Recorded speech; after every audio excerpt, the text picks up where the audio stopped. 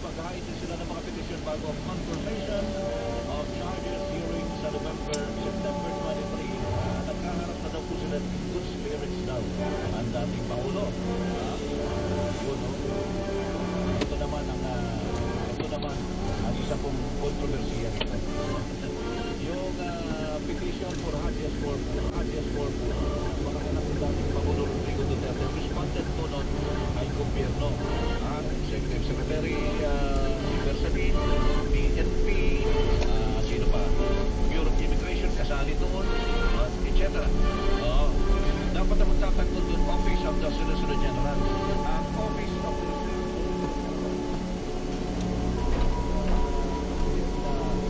Solgen. Ano ang pangalan to? Ayun.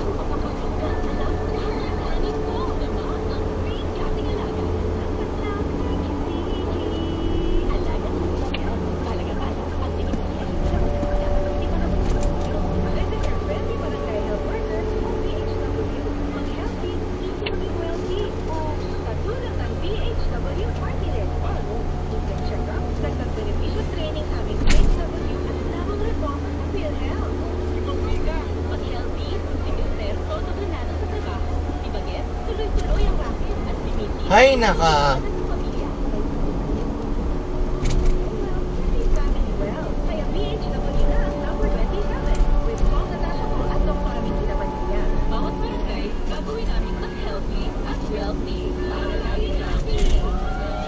This political ad is paid for by PHW Party List, Burok 1, Barangay 18, Bellamor, West Cabangan, Legazpi City, Albay. Kamusta po kayo?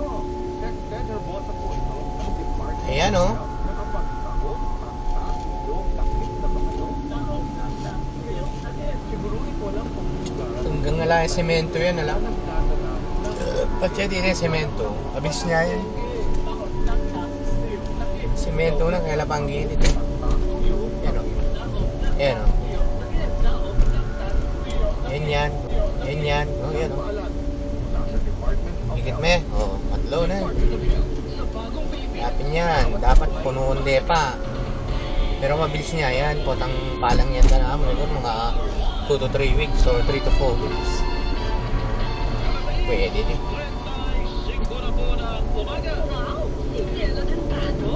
May balita na po tayo sa mga tumatanggap na po ng ayuda. No? Meron po ginawa na hakbang ang Comelec.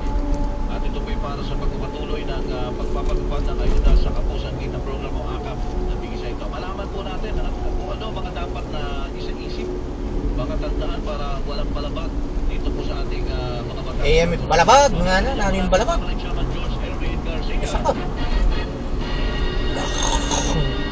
Chairman, magandang umaga po, Chairman. Hello. Magandang umaga po, Sir. Wapi, panekang sigarilyo. Wala ating pong kampanyahan pala sa 28 na. Tama ba, Chairman? Dilar. Ano?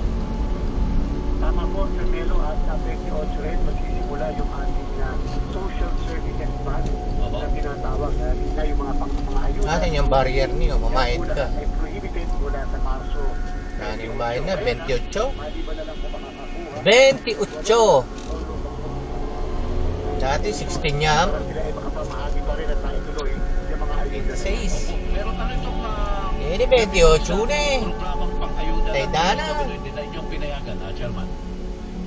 Nung una po, Sir Melo, noong mga bandang Disyembre, sila po yung nanghingi na sa atin. Nung unang batch ng mga ayuda, pare-parehas din po halos. Mas maliliit lang yung unang amount sapagkat ng mga panahon yon, hindi pa po na-approve ang national budget natin. Yan, buri nga naman sa kanya, no? Yung Civic na makanya. Na magkano kaya yan? Yung alundala. Naging sila ng second batch, pare-parehas na programa. Wait, talo. Pero this time, mas malaki. Halimbawa po, Sir Melo, nung una, yung pong AKAP, 882 Eh, million. kasanting eh, oh. Dahil hindi pa approve ang national budget.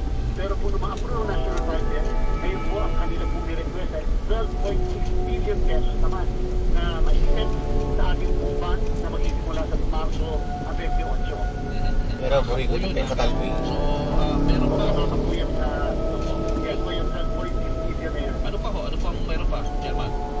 Ayun po mga tulong sa mga nakatatanda, yung po mga tulong sa scholarship natin, tulong para po sa ating mga maminista at sa iba pa mga sektor. Yan po lahat ng yan ay binigyan din natin ng isang. Hey, what can kami? Again, para po sa inyong naging unang pananalita kanina, may mga nilagay po tayo ng mga Ken posisyon kami nimi. para po mga ipatupad ng mama ng DSWD yung mga ayuda po na yan. Opo. Katulad po ng ano po, Chairman? Ay hindi pa pwede ang distribution hanggang ng mga kababayan natin na naandyan ang politiko o yung Pitit siya na ning bamban.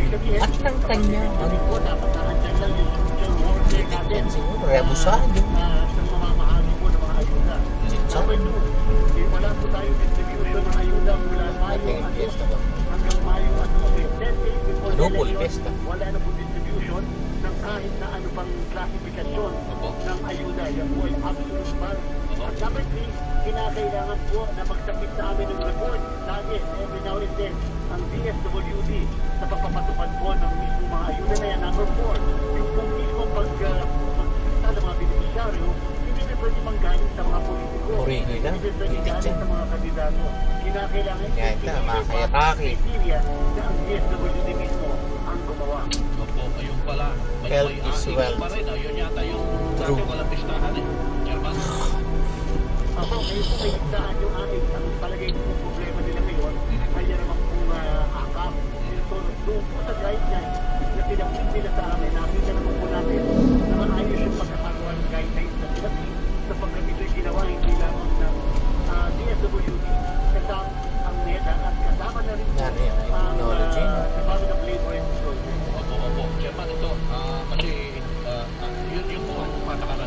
sa COMELEC, ano? Pero syempre, meron dyan na pwedeng lumabas sa mga lalabaw na mga sabi nga kayo, sa ilalim po ng ating batas. Una-una, Sir Pedro, tatandaan po tayo ng ahensya na binibigyan Kamulalan? na ito po'y pwede mabawi namin anytime. Pag po may nakita kami ng mga paglabas, hindi namin sa isang lugar, kung hindi sa ibang parte ng ating bansa, yan po ay magiging ground namin ng pag-withdraw sa mismo exception. Number 2, pwede rin namin kasuhan yung mismo mga tauhan ng ahensya na nagpapatupad nito po hindi susunod sa mga kondisyon na nilagay po natin mismo kung sa binigay na exception. Number 3, huwag naman sa mag-aapuso, lalo ng mga politiko at kandidato sa Kamulala ito. Kamulala na. Mulala ka, bugok. Qualifikasyon at election offense. So, hindi po tayo magkakasubili na mag-file ng kaso laban sa kanila. Again, ito po yung hindi na pera.